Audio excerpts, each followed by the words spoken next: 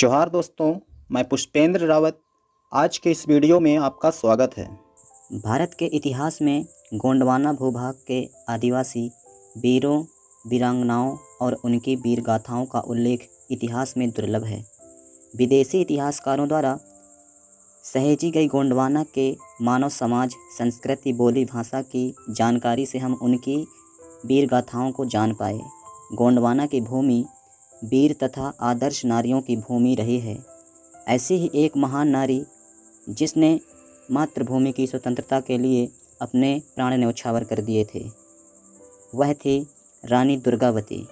दुर्गावती भारत की प्रसिद्ध वीरांगना थी जिसने मध्य प्रदेश के गोंडवाना क्षेत्र में शासन किया।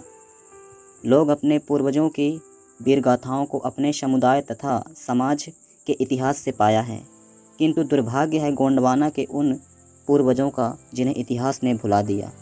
यह तो इतिहासकारों की पराकाष्ठा का मिसाल है कि ऐसे पूर्वज जिन्होंने भारत ही नहीं दुनिया के 5 भूखंडों में सदियों सदी तक अपने कर्म और कर्तव्य से मानव जाति को स्थायित्वता प्रदान किया, उन्हें उनकी धरा के इतिहास में ही गुमनाम बना दिया गया।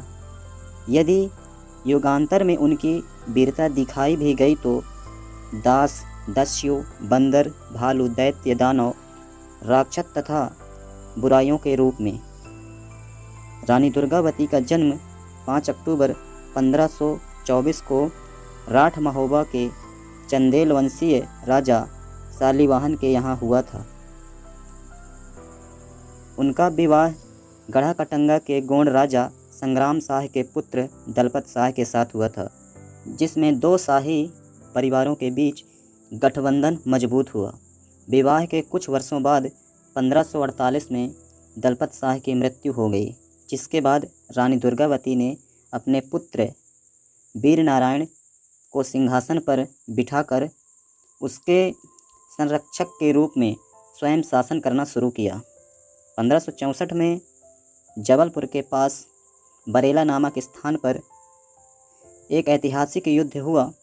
इस युद्ध में रानी दुर्गावती का सामना अकबर द्वारा भेजे गए मुगलों की ओर से आसफ खान से हुआ। युद्ध के दौरान वीरता से लड़ते हुए रानी दुर्गावती वीरगति को प्राप्त हो गईं।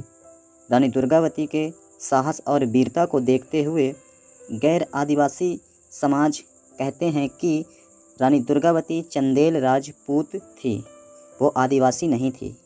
इस डाउट को क्लियर करने के लिए हम चलते हैं गोंडवाना के प्रसिद्ध साहित्यकार डॉक्टर मोतीराम कंगाली जी द्वारा लिखी गई पुस्तक गोंडवाना का सांस्कृतिक इतिहास।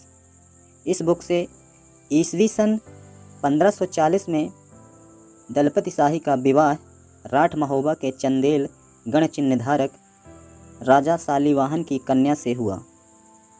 दुर्गावती के विवाह के संबंध में अनेक कहानियां प्रचलित हैं।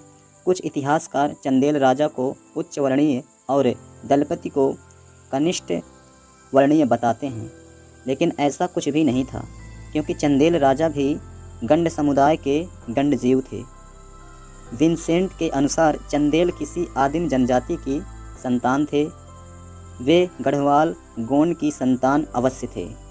आरसी मुजूमदार के अनुसार वे आदिम जनजाति की संतान थे और बाद में उन्हें ब्राह्मणी विचारधारा के अंतर्गत क्षत्रिय मान लिया गया।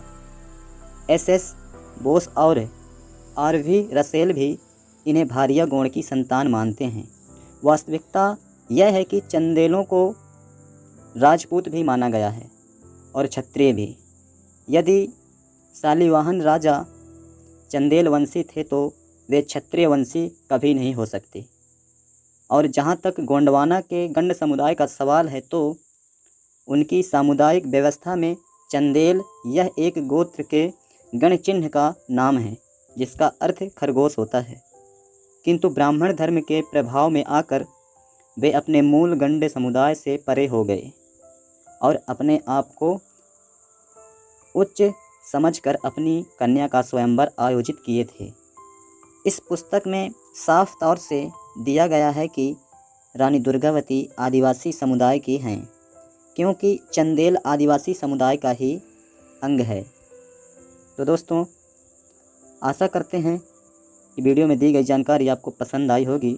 यदि वीडियो में दी गई जानकारी आपको पसंद आई हो तो आप हमारे वीडियो को लाइक करें और हमारे चैनल को सब्सक्राइब करके बेल नोटिफिकेशन आइकन को प्रेस करके ऑल पर सिलेक्ट कर लें, ताकि जब भी हम कोई नया वीडियो अपलोड करें तो आपको नोटिफिकेशन आ सके और आप हमारा अगला वीडियो सबसे पहले देख सकें।